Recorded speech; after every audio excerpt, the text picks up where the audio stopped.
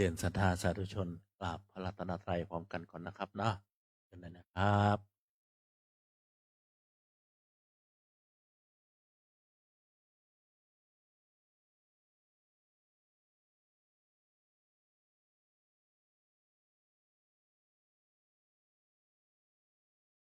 อยู่หลวงพ่อเทศนะ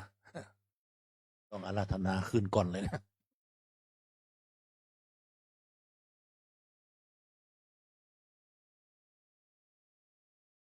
ชาพระรัตนตรัยนะครับอิมินาสการเรนะพุทธังอภิปูชยามะอิมินาสการเรนะธัมมังอภิปูชยามะอิมินาสการเรนะสังฆังอภิปูชยามะอะระหังสัมมาสัมพุทโธภะคะวาพุทธังภะคะวะตาอะภิวาเทมิสวากขาโตภะคะวะตาธัมโมธัมมังนะมัสสามิสุปฏิปันโนภะคะวะโตสาวกสังโฆสังฆนามามิมะยังพันเตวิสุงราคานาทายะติสารเนนะสหปัญจศีลานิยาจามะโพติยามปิมายังพันเตวิสุงราคานาทายะติสารเนนะสหปัญจศีลานิยาจามะ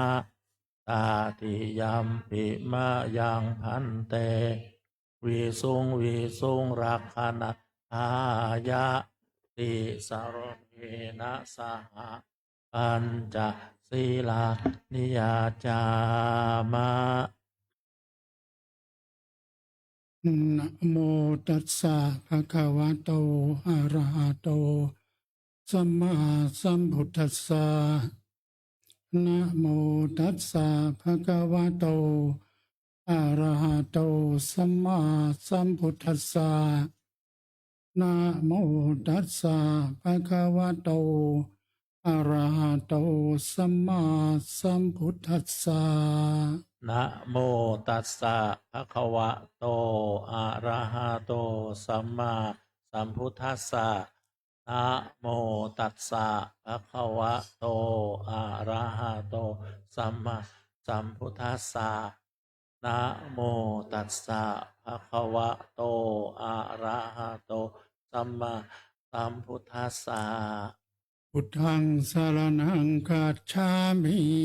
พุทธังสารนังคัจฉามิธัมมังสรณังคัจฉามิธัมมังสารนังคัจฉามิสังฆังสรณังคัจฉามิสังฆังสารนังคัจฉามิทุติยามปิพุทธังสรณังคัจฉามิทุติยามปิพุทธังสารนังคัจฉามิทุติยามปิธัมมังสรณังคัจฉามิทุติยามปิธัมมังสารนังคัจฉามิทุติยามปิสังฆังสรณังคัจฉามิทุติยามปิสังฆังสารนังคัจฉามิตาติยามปิพุทธังสรณังคัจฉามิตติยามปิพุทธังสารนังคัจฉามิตาติยามปิธัมมังสรณังคัจฉามิตติยามปิธัมมังสารนังคัจฉามิ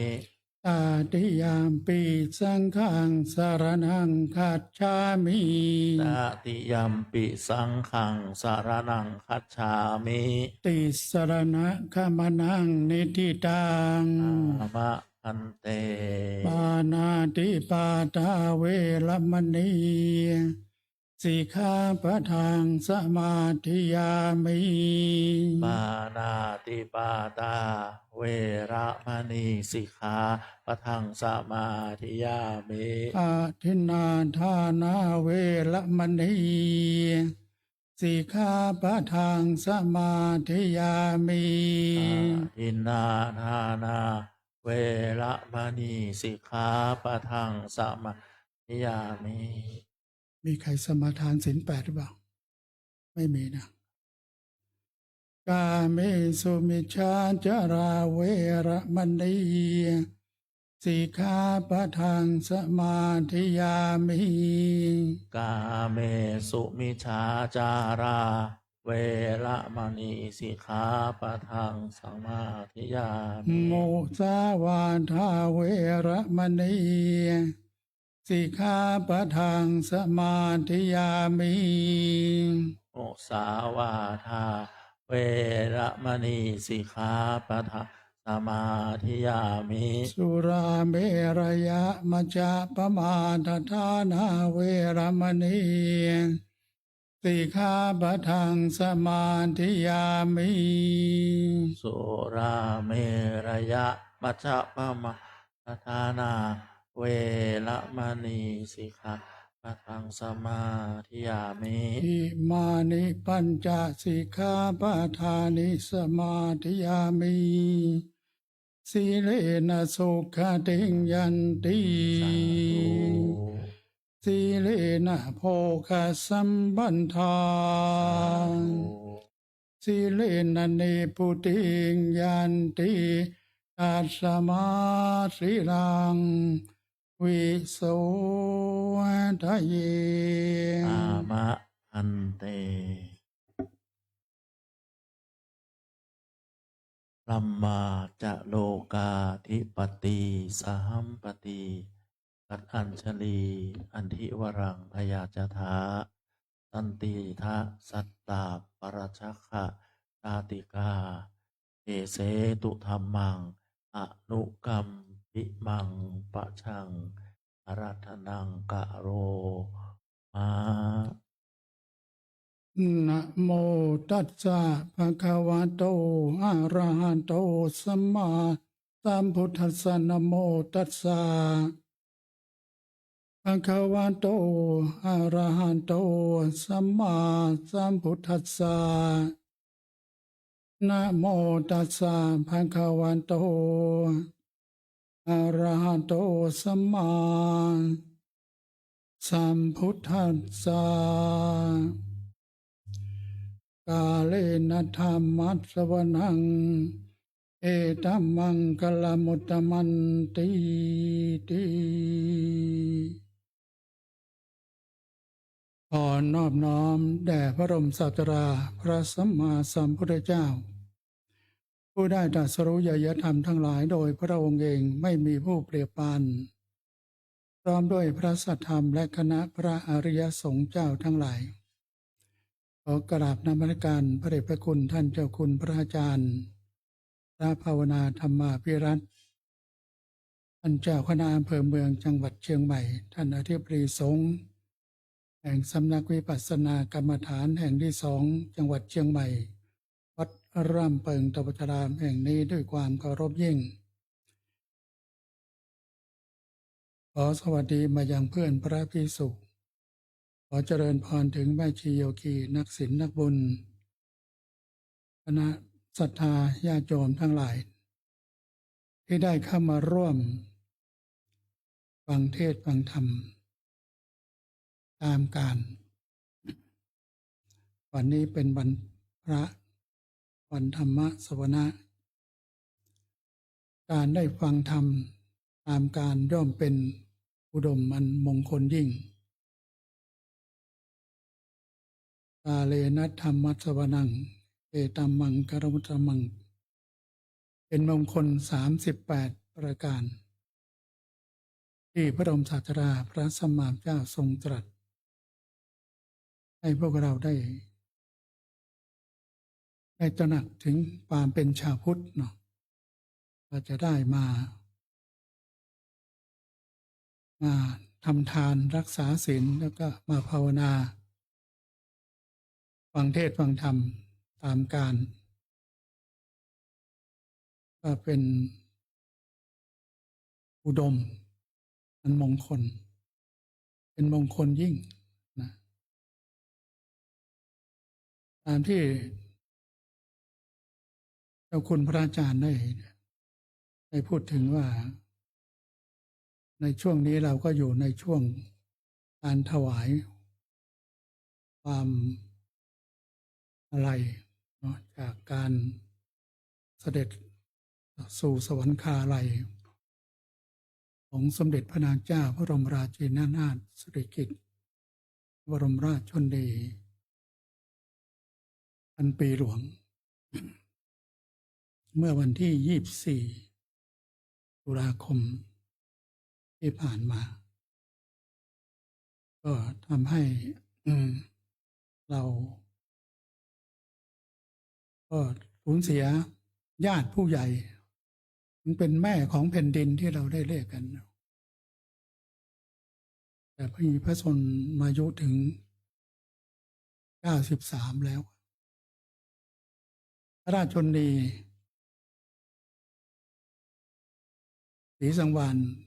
มีพระชนมายุ 94 เสด็จพระนคตไปเมื่อปี 2537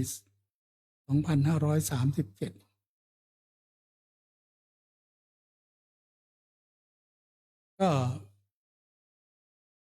ถ้าพูดถึงว่าอาตมาภาพชีวิตของอาตมาภาพ 80 ปีเนี่ยขึ้นมาเนี่ยได้เคยเข้าเฝ้าเสด็จนะตั้งแต่ปี 2499 นะโยมเป็นนักเรียนชั้นป .4 ที่โรงเรียนวัดสวนแตงสุพรรณบุรีพระบาทสมเด็จพระเจ้าอยู่หัวสมเด็จพระนางเจ้าพระบรมราชินีนาถในรัชกาลที่ 9ทรงเสด็จประพาสเมืองสุพรรณและผ่านตำบลสวนแตงพอดีคณะครูพระภิกษุก็ไปเฝ้าเสด็จอยู่หน้าวัดนักเรียนเราเป็นนักเรียนป .4 ก็ไปยืนเฝ้าเสด็จท่านเจ้าอาวาสก็จะถวายตะโกต้นตะโกขาวตะโกอะไรเนี่ยที่ต้นไม้ดัดมาตั้งเรียงไว้เมื่อพระราชรถหยุดมีทหารไปรายงานตอนนั้นถนนเนี่ยเป็นลูกรังอยู่นะโยมลูกรังวิ่งผ่านที่วัดสวนแตงพระบาทสมเด็จพระเจ้าอยู่หัวเปิดประตูรถลงมารับต้นตะโกของพระแต่สมเด็จพระนางเจ้าไม่ได้ลงมามีทหารรายงานว่าอะไรก็ไม่ทราบว่าเราก็ยืนแล้วพระองค์มารับแล้วก็เสด็จขึ้นรถออกไปอาตมาก็เห็นแวบเดียวนะตั้งแต่2499โยม69 ปีแล้วนับเวลาก็69 ปีแล้วเมื่อมาเป็นนักข่าวนี่ก็ได้เข้าเฝ้าในพระราชวัง2 ครั้งก็ได้ไปทำข่าวชายแดนคณะก็ไปนำเข้าเฝ้าในพระบรมมหาราชวังสวนดุสิตครั้งหนึ่งก็ตามท่านบรรหารเทพาชาไปนำเงินไปถวายเมื่อปี 2518 ถวายในวันเริ่มพระชนมพรรษาสมเด็จพระองค์ท่านก็ออกมารับก็มายืนให้เห็นกันใกล้ๆหน่อยนะตรงได้คือปี 18เนี่ยประเทศไทยมีพวกคอมมิวนิสต์เนาะมันรอบชายแดนประเทศไทยเนี่ยประเทศไทยในช่วงนั้นก็หัวเรี่ยวต่ออย่างประเทศลาวก็แตกในปี 2518 คอมมิวนิสต์ยึดระบบราชวงศ์ก็ถูกทำลายหมดประเทศเขมรก็เป็นเขมรแดงเต็มไปหมด ยึดพนมเปญอาตมาเป็นนักข่าวอยู่ปี 18ขณะสมเด็จพระนางเจ้าเมื่อออกมารับคุณบรรหารได้นำเงินที่เอาไปทูลเกล้าก็ทรงถามพวกเราที่เข้าเฝ้ากันประมาณสัก50-60 คน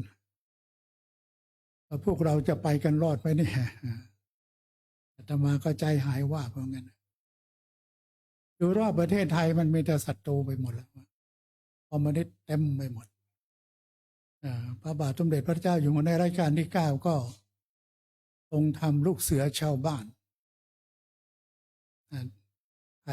ได้ทันบ้างลูกเสือชาวบ้านรุ่นนั้นเพื่อปลุกประชาชนให้ออกมาต่อต้านพวกคอมมิวนิสต์เขาก็เอาประชาชนรอบชายแดนมาเป็นพวกอาตมาก็ได้ไปทำข่าวหลายที่หลายด้านในปี 2518ถือว่าถ้าเราไม่มี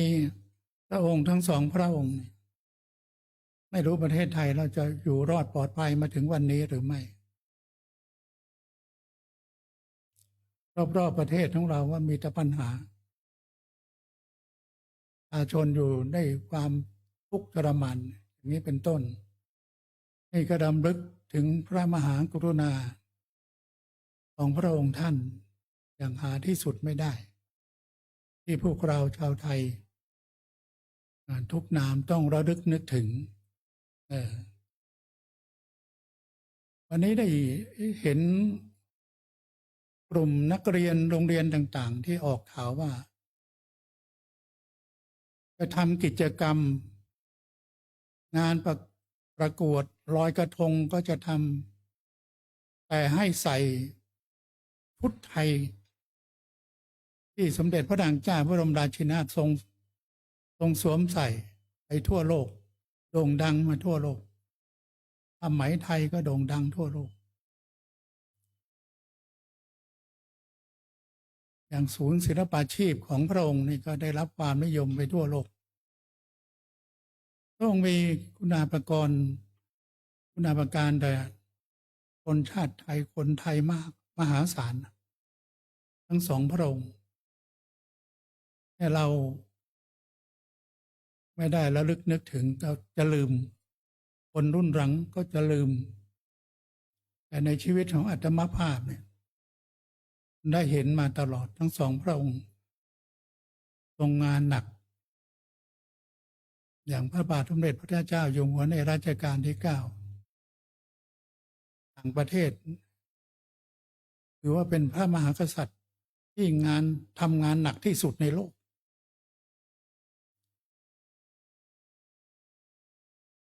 วันที่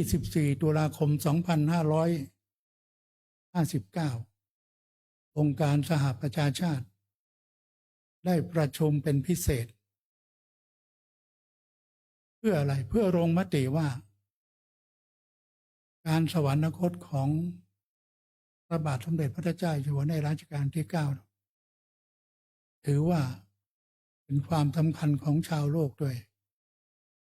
จึงให้สมัญญาพระบาทสมเด็จพระเจ้าอยู่หัวว่าเป็น King of the World เป็นกษัตริย์ของชาวโลก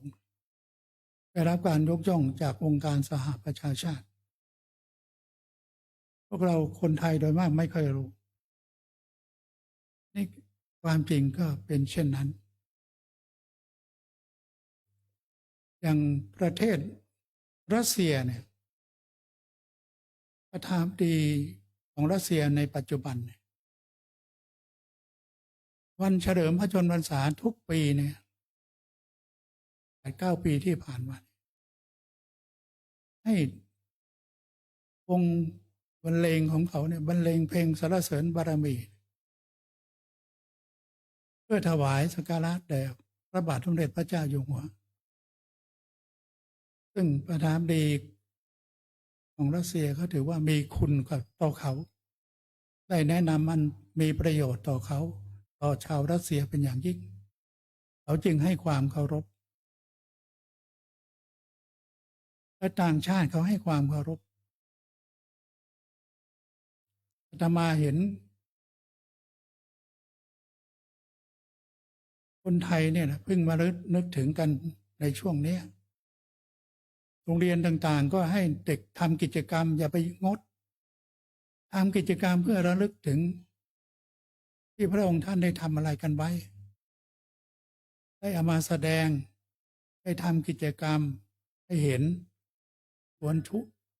ผ้าไทยที่พระองค์สวมชุดไว้8 ชุดท่านจะมีชุดของท่าน8 ชุดอยู่เสมอเปลี่ยนมาอย่างเงี้ยแม้กระเป๋าถือดิเผาจากชาวใต้เนี่ยพระองค์ก็นำมา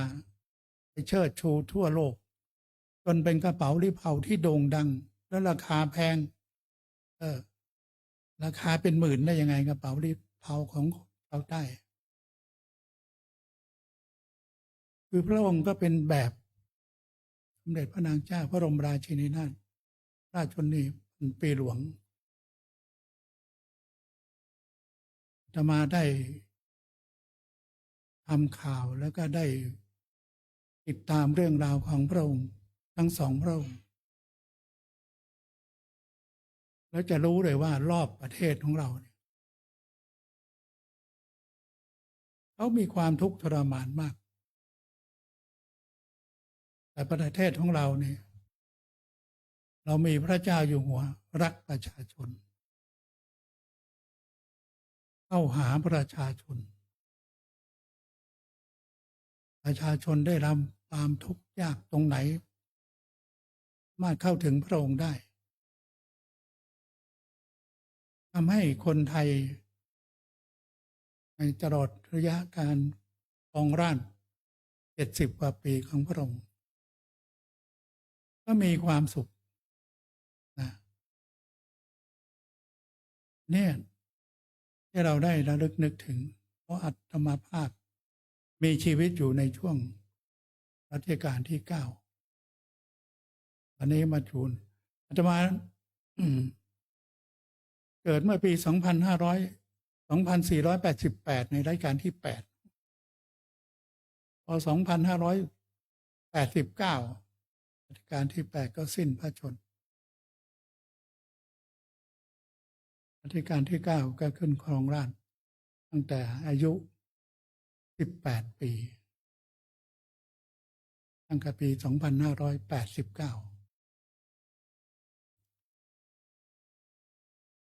อาตมายังจำเพลงสมัยนั้น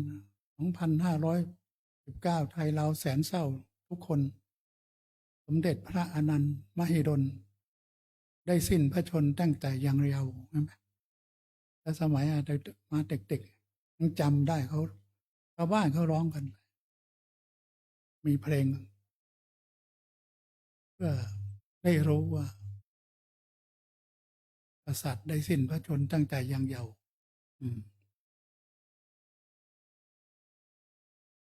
นั้นบ้านเมืองที่ยังมี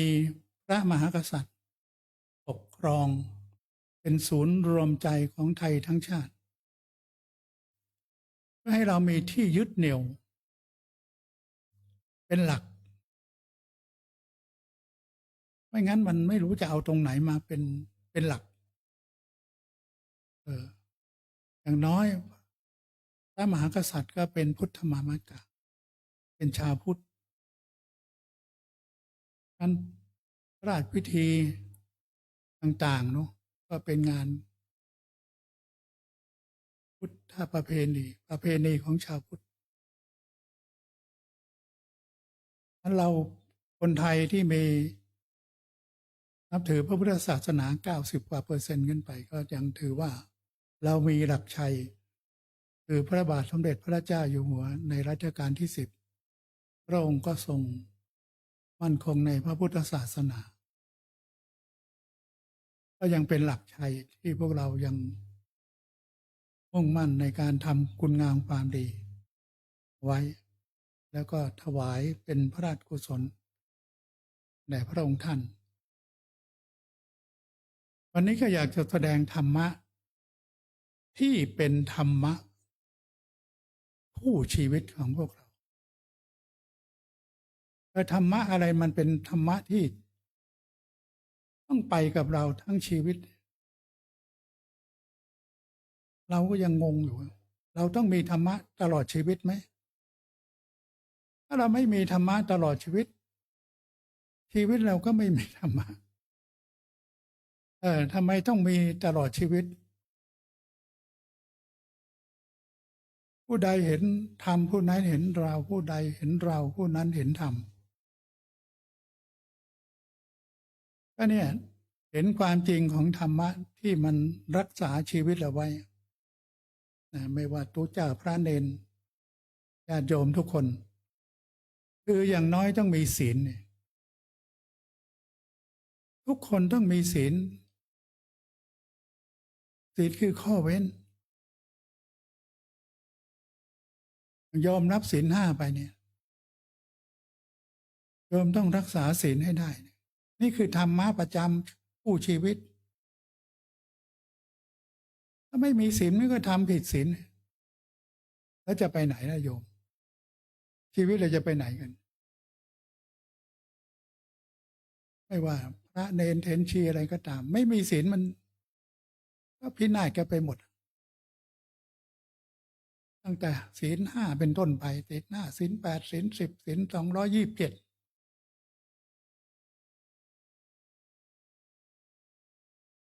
นี่คือธรรมะคู่ชีวิตมีศีลก็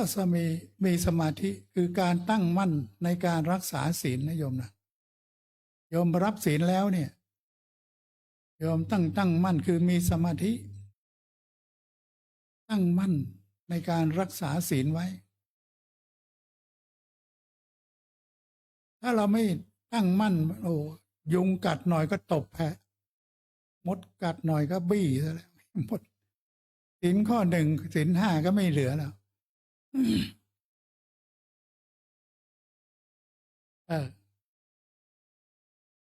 นั้นก็ให้ตั้งมั่นในการรักษาศีลไว้นี่แหละธรรมะที่เราจะต้องคู่กับชีวิตเราไว้ศีลแล้วก็สมาธิตั้งมั่นสมาธิคือความตั้งมั่นในโยมนั่งฟังเทศตัวนี้อยู่ก็ตั้งมั่น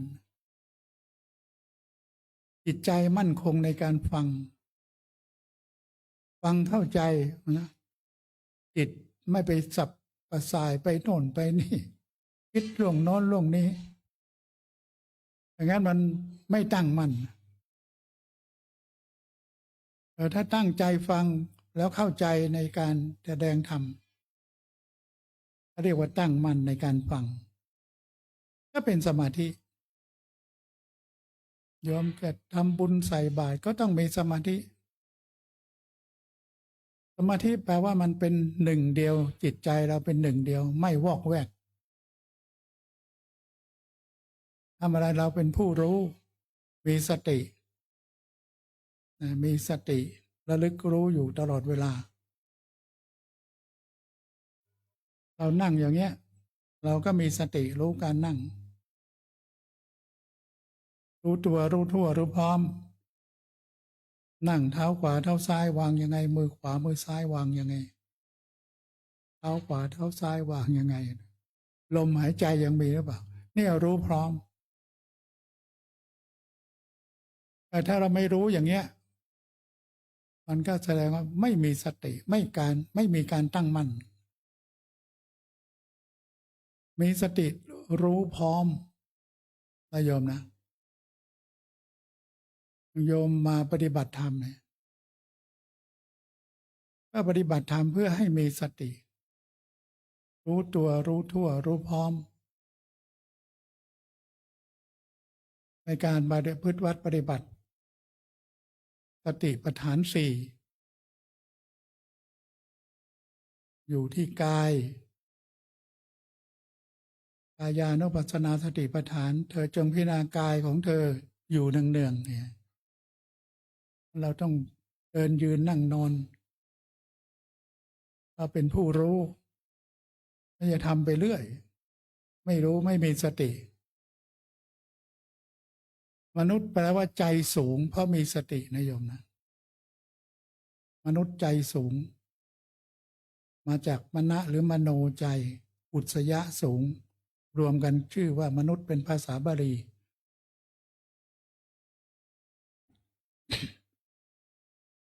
ใจสูงกว่าอะไรสูงกว่าคนไม่มีสติสูงกว่าพวกสัตว์เดรัจฉานทั่วไปมันไม่มีสตินั้นเราเป็นมนุษย์ ขอให้เราเป็นผู้มีสติรู้ตัวรู้ทั่วรู้พร้อมเป็นธรรมะคู่ชีวิตเราก็เนี่ยรักษาศีลให้ได้ ตั้งมั่นอยู่ในศีลธรรมของเราให้ได้ แล้วเรานั่งอยู่ทุกวันนี้นั่งฟังเทศเนี่ยเรียกว่าเราเจริญภาวนา เจริญก็แปลว่าทำให้มันเจริญขึ้น ภาวนานั่นคือคำว่าเจริญ มันเป็นคำซ้อนกันอยู่ เจริญภาวนาก็คือทำให้มันเจริญเจริญ เพราะว่าภาวนาแปลว่าเจริญเจริญภาวนาก็คือเจริญเจริญ เจริญมากขึ้น ให้มันเจริญรุ่งเรืองมากขึ้น ให้มันดีมากขึ้น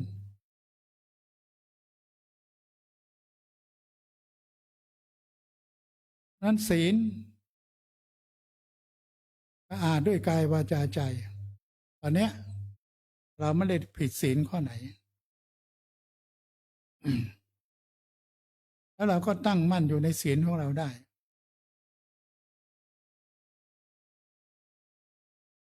ระหว่างที่ตั้งมั่นเนี่ยเรียกว่าเราเจริญภาวนาอยู่นี่ทำให้ศีลเราเจริญขึ้นทำให้สมาธิตั้งมั่นมากขึ้น แล้วมันจะเกิดความสว่างด้วยปัญญานะโยมมันสงบแล้วจึงสว่าง สมาธิทำให้เราสงบศีลทำให้ใจเราสะอาด สมาธิทำให้จิตใจเราสงบตัวภาวนาทำให้ปัญญาเราเกิดก็เรียกว่าสว่างด้วยปัญญาพุทธะเป็นผู้รู้ผู้ตื่นผู้เบิกบานคือเป็นผู้มีปัญญา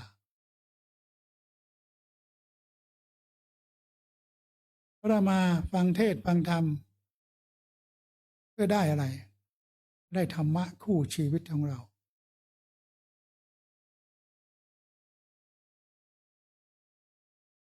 เราเลือกได้เลือกที่จะไปสู่ภพภูมิใหม่ได้จะไประดับไหนศีล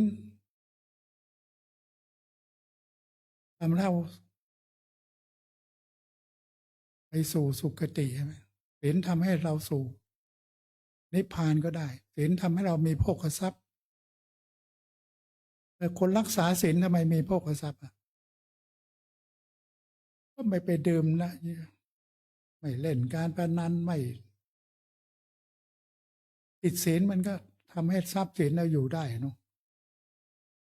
ทรัพย์สมบัติของเราคือ เราไม่โลภไม่โกรธไม่หลงนี่ก็เป็นทรัพย์สมบัติที่เรารักษาไว้ภายในสมาธิคือการตั้งมั่นทำจิตใจไว้ให้มันมั่นคงไม่วอกแวกไม่ไปฟังโน่นคนนั้นว่าอย่างนั้นคนนี้ว่าอย่างนี้คนน้นให้หวยแม่นคนนี้ให้หวยแม่นแล้วก็เป๋ไปโน่นเป๋ไปนี่นั่นเราก็จะไม่รักษาศีลนะมันต้องมั่นคงจิตใจมั่นคงเป็นสมาธิ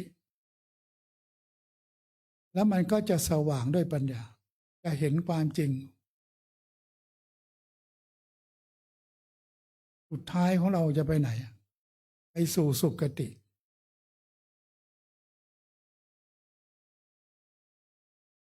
ในภพภูมิข้างหน้าเพราะจิตของเราเนี่ยจุติแล้วปฏิสนธิทันทีนะโยมนะจุติดับปฏิสนธิอุบัติขึ้นที่ไหนล่ะถ้าสุขคติมันก็ไปสุขไงถ้าทุกขคติมันก็ไปทุกข์ถ้ามีสองทางแค่นั้นนะ เราก็เลือกอันนี้ว่าเราจะเอาสุขหรือทุกข์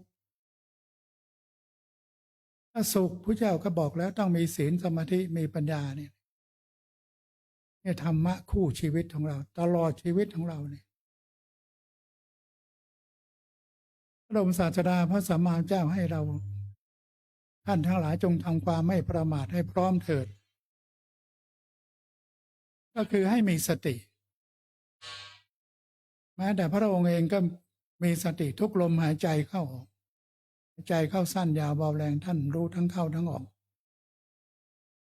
เราจะรู้ได้ยังไงว่าเราจะดับจิตตอนหายใจเข้าหรือหายใจออก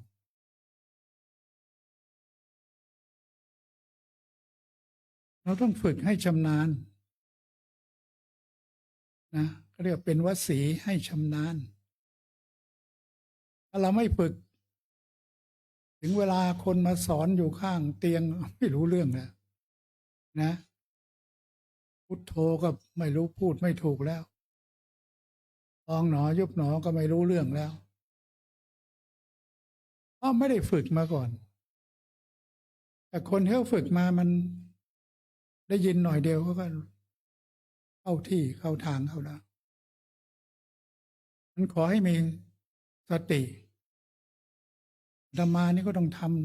ำก่อนนอนเนี่ยสำคัญที่สุดนะโยมนะไม่รู้เราจะตื่นมาหรือเปล่าก็อย่างน้อยต้องพองหนอยุบหนอ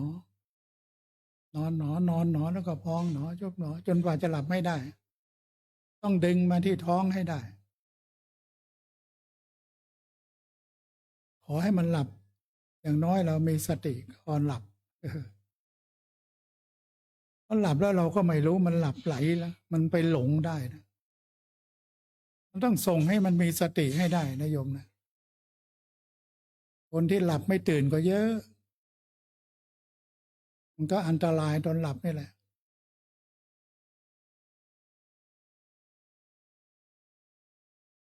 แค่ลมหายใจของเรานี่ก็มหาศาลนะโยมนะมีสติรู้ที่ลมหายใจเข้าออกอาตมาเคยฟังท่านเจ้าคุณอาจารย์ท่านเทศไว้นานบอกว่าเป็นมรดกของชีวิตเนี่ยเราไม่มีลมหายใจเราก็ตายเราชอบลืมมันนะลืมลมหายใจได้ไง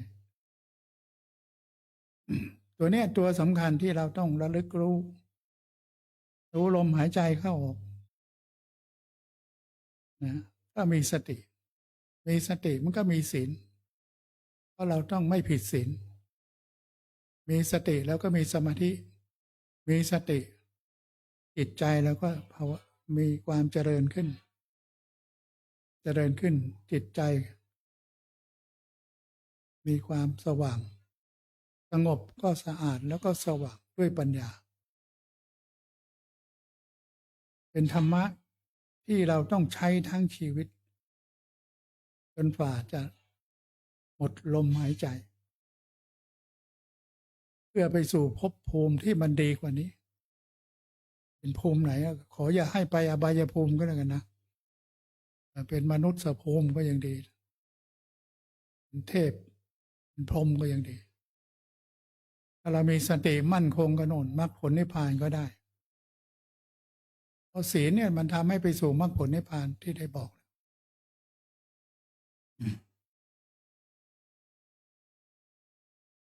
เป็นธรรมะที่เราเรียกว่าธรรมะก็ศีลเนี่ยคือธรรมะสมาธินี่ก็คือธรรมะภาวนาจิตใจที่ทำให้มันเจริญขึ้นก็คือธรรมะเราใช้ทั้งชีวิตอยู่กับธรรมะก็อยู่กันแค่นี้พรรคพวกอาตมานี่เป็นนายพลก็มีใครก็มีมันอยู่ในกลุ่มก็ถามว่าทำความดีทำยังไงอาตมาก็บอกเข้าไปนะเขียนไปในไลน์บอกว่าทำความดีก็เว้นความชั่วทั้งปวงไงก็เว้นความชั่วทั้งปวงก็ทำดีอยู่แล้วความชั่วเราไม่ทำมันก็ทำดีอยู่แล้วว่าทำดีทำยังไงก็เว้นความชั่วทั้งปวงไม่ว่าใครก็ตาม เว้นความชั่วทั้งปวงได้มันก็ดีจิตใจแล้วก็ผ่องใสไงเพราะเราไม่ได้ทำชั่วอืมมันจะตายตอนไหนเวลาไหนก็ช่างมันเพราะเราก็ต้องตายกันอยู่แล้วนี่เนาะเออรออะไรรอความตาย อันนี้ก็เป็นเรื่องที่มาอธิบายขยายความให้คณะสัตยาญาติโยมทั้งหลายได้ฟังว่าเราจะได้ธรรมะอะไรเป็นที่จะเอามาใช้ในชีวิตของเราก็คือศีลขอให้รักษาศีลมันก็สะอาดด้วยกายวาจาใจจำศีลไม่ได้ก็เว้นความชั่วทั้งปวงจำได้ไหมโยมไม่พูดชั่วไม่ทำชั่วไม่คิดชั่วความชั่วเนี่ยเรารู้หมดความโลภความโกรธความหลงตัณหาราคะมันหมดก็บอกว่ามันเว้นทั้งปวงแล้วกันเว้นความชั่วทั้งหมดทั้งปวงมันก็เป็นความดีอยู่แล้วเมื่อเราเว้นชั่วมันก็ได้ดีอยู่แล้วมันก็ทำดีอยู่แล้วจิตใจแล้วก็ผ่องใสนี่เพราะเราไม่ได้ทำชั่วถ้าอธิบายเป็นเรื่องละเอียดละออกันไปนะเรื่องพระอภิธรรมแบบไม่ต้องพูดถึงฟังแล้วก็งงเอาง่ายๆว่าธรรมะคู่ชีวิตของเราก็คือนี่รักษาศีลภาวนาจิตใจให้มีสมาธิให้มันมั่นคงเพื่ออะไรเพื่อภพภูมิหน้ามันจะได้ดี แต่ต้องทำไว้ตลอดเวลาอย่าได้ประมาทท่านทั้งหลายจงทำความไม่ประมาทให้พร้อมเถิดวันนี้การแสดงพระธรรมเทศนาขอให้ท่านทั้งหลายได้จดได้จำได้มีธรรมะประจำใจไว้ในการฟังธรรมการของท่านทั้งหลายขอให้ท่านมีความสุขความเจริญปรารถนาสิ่งหนึ่งประการใดขอให้สมความมุ่งมา่ปรารถนาจะอยู่แห่งหนทำหนใดจะไปแห่งหนทำหนใดขอให้ปราศจากโรคาพยาภัยอันตรายทั้งปวงได้รับแต่ความสุขความเด็ดตามที่ปรารถนาทุกสิ่งทุกประการทุกท่านทุกคนเทินเดี๋ยววังก็มีด้วยประการละชนีธรรมยังสาธุกลังกะโลมะเสสาธุสาธุสาธุวันนี้ถึงคิวของคุณบุญหมายเลข19แม่กัลยาปัญญาโวโทมาก็เนาะไปถึงครับให้คุณแม่วิไลพิสุมันมาแล้วคุณยุพดีมาเนาะวันนี้มาแน่นอนพอถาวรเชิญเลยครับพอถาวร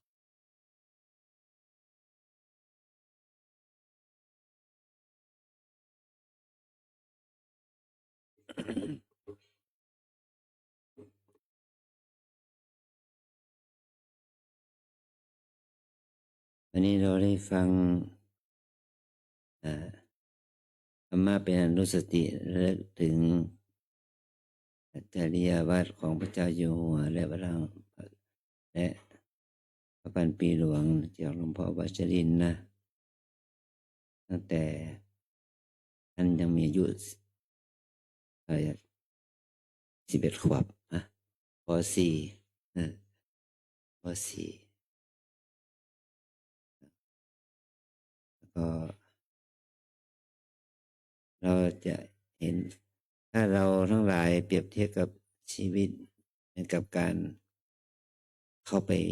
อยู่บ้านใหม่เข้าไปอยู่บ้านใหม่เราเข้าไปสู่บ้านใหม่โดยที่บ้านนั้นมีแต่บ้านมีแต่โครงสร้างรูปเตียงต่างเครื่องเฟอร์นิเจอร์อะไรก็ไม่มีเป็นบ้านเปล่าก็โชคดีแล้วมีบ้านแต่ไม่บ้านใหม่แต่ว่าไม่มีเฟอร์นิเจอร์เครื่องประดับตกแต่งเราเข้าไปเราต้องเข้าไปซื้อข้าวซื้อของหาเครื่องประดับตกแต่งหาเครื่องใช้ไม้สอยเครื่องอำนวยความสะดวกมันก็ลำบากหลายปีจึงจะทำให้บ้านนั้นเต็มเนาะมีเครื่องใช้ไม้สอยสะดวกมีเครื่องอุปโภคบริโภคใช้สอยสะดวกใช้เวลาหลายปี อันนี้จุดตกแต่งบ้านเรือนอาคารสถานที่สิ่งแวดล้อมแต่อีกส่วนหนึ่งอีกคนหนึ่งเนี่ยพอไปอยู่บ้านใหม่เป็นบ้านที่เขาตกแต่งเรียบร้อยมีเอาของใช้ไม่สวยสมบูรณ์แบบ เราก็ถือว่าเป็นคนมีบุญมีโชคนะครับว่าเราได้ทำความดีมามากไม่พบใหม่ชาติใหม่แล้วก็ได้สิ่งแวดล้อมที่ดีอันนี้คือความดีงามไม่ใช่ว่าได้บ้านใหม่แค่โครงสร้างเนาะแต่เราบ้านใหม่มีของใช้ไม่สวยนี่มุ่งหมายถึงว่าเราไม่ต้องไปสร้างเองสร้างมาให้เราแล้วอย่างนี้เหมือนกับว่าบุญกุศลที่เราทำมันสมบูรณ์แบบ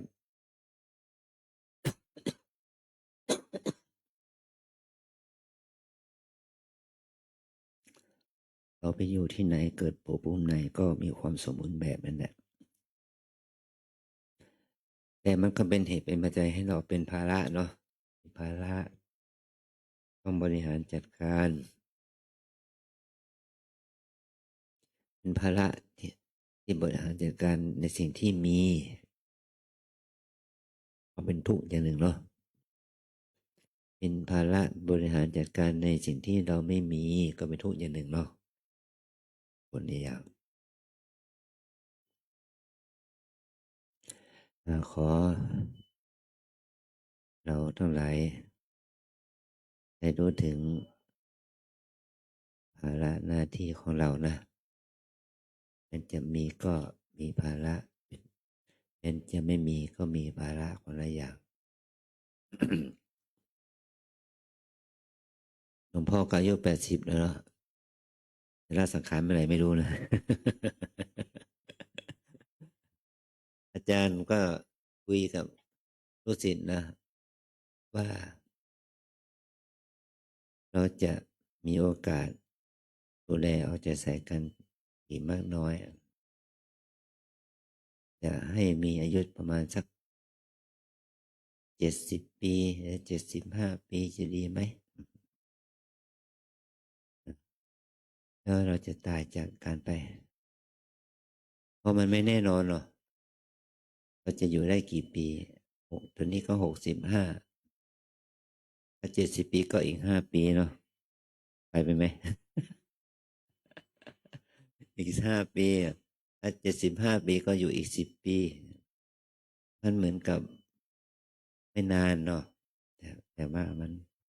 ถ้าเราอยู่ด้วยความรู้สึกมีความพร้อมก็ดีถ้ามีความไม่พร้อมก็ลำบาก80 ปียังทำงานได้อยู่ก็บุญละถึง90 ปีทำงานได้อยู่ก็บุญยิ่งละแต่ก็ไม่แน่เนาะคนที่อยากจะอยู่ใน90ก็จะหายากโอกาสทำบุญเราจะได้ทำบุญด้วยจิตด้วยกายที่สมบูรณ์แบบสมบูรณ์หาได้ยากก็ทำหน้าที่ของเราไปเนาะดูแลวัดวาอารามไม่เนาะ แรงนะดูแลวัดวาอารามของเราไปเผื่อลูกไปเผื่อหลานเผื่อศรัทธาญาติโยมลูกหลานที่มีมาข้างหน้าเนาะเหมือนกับคนเฒ่าคนแก่ที่เขาทำความดีมา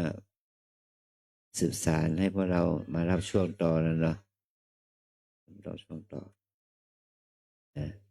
เมื่อเราลาสังขารไปคนใหม่ก็มารับช่วงต่อไป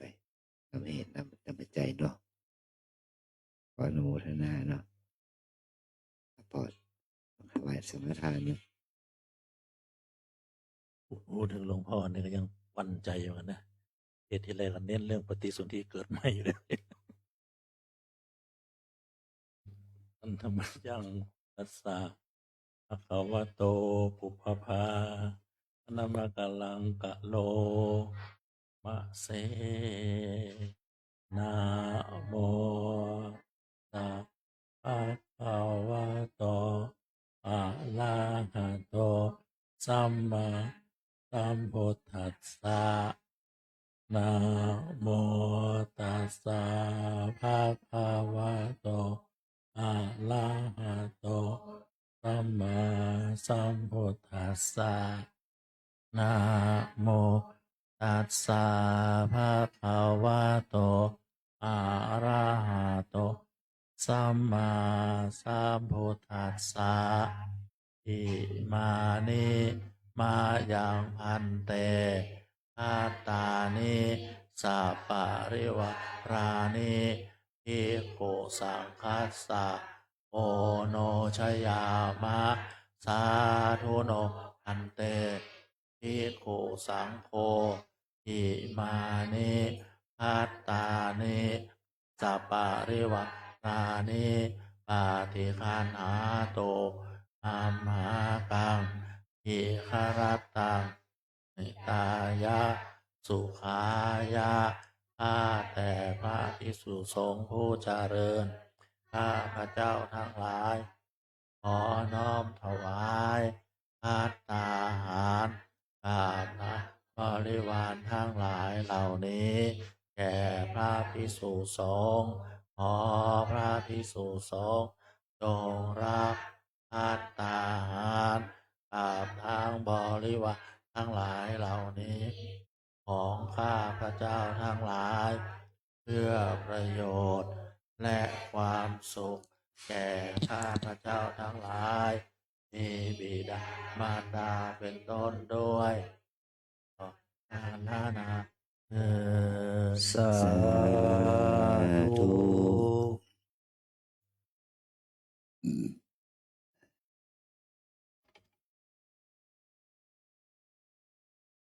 เอ็มจิลา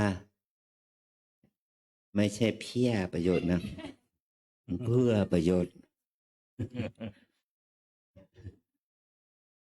วูถูก ยะถาวาริวะหาปุราปาริปุเรนติสาคารังเอวเมวะอิโตทินังเปตานังอุปกัปปติอิสิตังปฏิตังตุมหังกิปปเมวะสมิจฉตุสัพเพปุเรนตุสังคปาจันโทปนะระโสยธามณิโชติระโสยธาสัพพิติโยวิวัชชันตุสัพพะโลกโควินาศตุมาเตภวัตวันตรายโยสุขีติกายุโกภวะอภิวาทนาสิริสนิจจังวุธาปัจจายโนจัตตารโอธรรมาวันทันติอายุวันโนสุขังภาลังยันจะโคทาขินาเทนนาสังฆัมภิสุปฏิทิตาทิคารตังหิตายะสัทธานาโสอุปกาปติโสยติธรรมโมจะอายังนิทาสิโตเปตานะปูจาจักตาอุราลาภรัญจะภิกขุนมโนปทินนางตุมเหหิปุญญังปสุตังอนาปกันติอายุโทภลโททิโรวันนาโทปฏิภาณโทสุขัน สัทธาตาเมธาวิสุขังโสอธิกันจติอายุงทัตตวาพลังวันนังสุขังจะปฏิภาณโตทีคายุยาสาวะโหติยาทายาตุปปัญชติติภวตุสัมมามังคลังรักขันตุสัพพเทวตาสัพพพุทธานุภาเวนัสสัทธาโสทิภวันตุเตภวตุสัมภมังคลังรักขันตุสัพพเทวตาสัพพธรรมานุภาเวนัสสัทธาโสทิภวันตุเต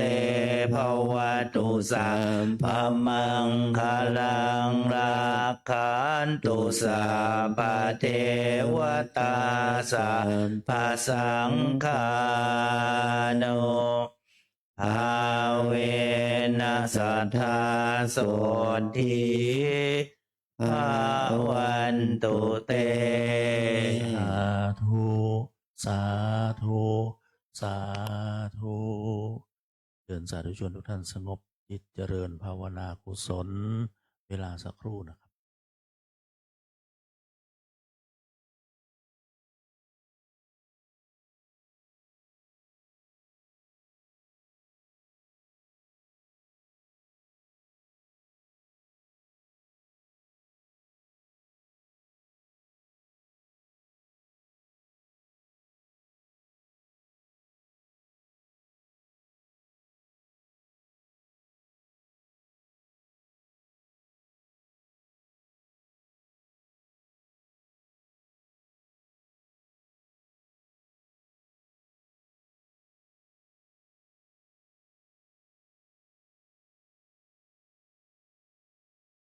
สมควรเวลาและเมตตาพร้อมอิตังตานะธรรมังนิพพานะปัจจายโยตุโนนิจจาอิตังศีลาธรรมังนิพพาปัจจายโยตุโนนิจจังอิตังภาวานะธัมมังนิพพาปัจจายโยตุโนนิจจังยังกินจิโกสาลังกัตตาสาเพหิอัมเหหิคาตังปุณโมทันโตโสนันโตพนโตเยเทวะอัสสามิงฐาเนโยกาสะทะโอนโตสัพพะสัตตาสุขิอัตตานังปาริตุมาตาปิตาสุขิตาโอนตัวทุกขะปะมุจจันตุสัพเพยาตากะสุขิตาโอนตัวทุกขะปะมุจจันตุเออายาตากะ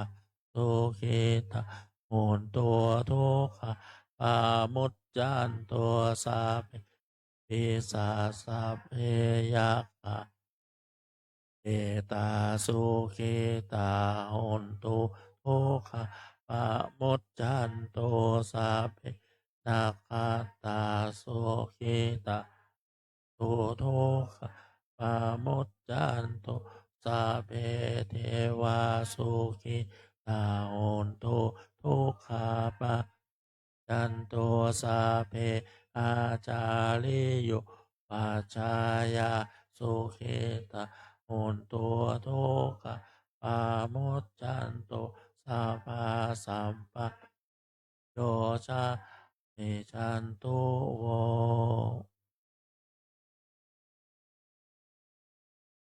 วันตา พุทธังสัพพะวะโนสังฆามาทาพันเตวันทาเมธัมมังสัพพะเมวะโนสังฆามาทาเมพันเตวันทามิสังฆังสัพพะเมวะโทสังฆามาทาพันเตวันทา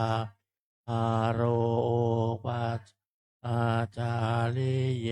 สัพพะเมวะสังฆามาทามิพันเตวันทามิกัมมะภานังสัพเมวะโทสัพพามาทามิพันเตวันทาอาราเมพัทธาสีมังสัพพะเมวะโทสังฆามะทามิพันเตวันทามิเจติยะสัพพังสัพพะอาเนสุปาติทิตาสาอาโตมหาโพธิพุทธาลูปะตะกาลตะทานาอาโลเกเทวาโลเกอามาโลเกชัมโหทิเปลังกะทิเปสะลีลาธาโตโยเกสธาโตโยอาลาหันตาตุโยเจติยังคันทะโกเตงจาโตติสาเสธรรมขันตาเปสัมปะทาเจติยังอาหังวันตาติสาภาโส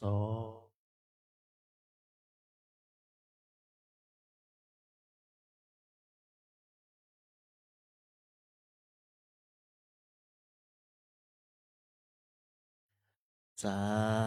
ธุวันตาเมพันเตสาภาอาปะลาทางคามาทาเมพันเตมายกาตังปุญญาสามินาอนุโมทิตาภา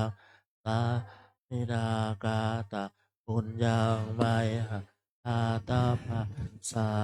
ธุสาโตอนุโมทามิ จัตตารโอธรรมาวัฏันติอายุวันโนสุขังพะลัง สาธุสาธุสาธุ นะโมตัสสะภะคะวะโตอะระหะโตสัมมาสัมพุทธัสสะนะโมตัสสะภะคะวะโตอะระหะโตสัมมาสัมพุทธัสสะนะโมตัสสะภะคะวะโตอะระหะโตสัมมาสัมพุทธัสสะยัคเคพันเตสังโฆชานาตุขอพระสงฆ์ทั้งปวงจงฟังคำของข้าพเจ้า บัดนี้ได้มีทายกทายิกาผู้มีจิตศรัทธาเลื่อมใสในพระพุทธศาสนา ได้พร้อมจิตพร้อมใจน้อมนำมาซึ่งภัตตาหารขนมข้าวหวานพร้อมด้วยของที่เป็นบริวารทั้งหลาย มาถวายแด่พระภิกษุสงฆ์อันว่าสังฆทานนี้ย่อมมีอานิสงส์อันยิ่งใหญ่ สมเด็จพระพุทธองค์จะได้จำเพาะเจาะจงว่าเป็นของภิกษุรูปหนึ่งรูปใดก็หามิได้เพราะเป็นของที่ได้แก่สงฆ์ทั่วทั้งสังฆมณฑลสมเด็จพระพุทธองค์ตรัสว่าให้แจกกันตามบรรดาที่มาถึงฉะนั้นบัดนี้ข้าพเจ้าจะสมมุติตนเป็นผู้แจกของสงฆ์พระสงฆ์ทั้งปวงจะเห็นสมควรหรือไม่เห็นสมควร ถ้าเห็นว่าไม่เป็นการสมควรแล้วไซขอจงได้ทักท้วงขึ้นในท่ามกลางระหว่างสงฆ์อย่าได้เกรงใจ หากเห็นว่าเป็นการสมควรแล้วก็จงเป็นผู้ที่นิ่งอยู่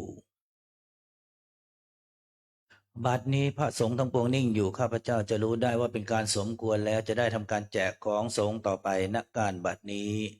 อะยังปฐมภาโคมหาเถระสะปาปุนาติ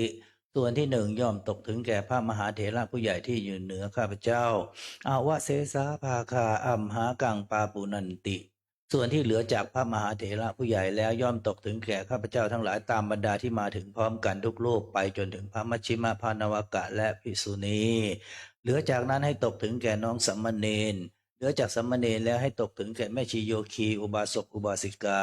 ผู้ที่ถือศีล8ศีล5กันไปตามลำดับชั้นลงไป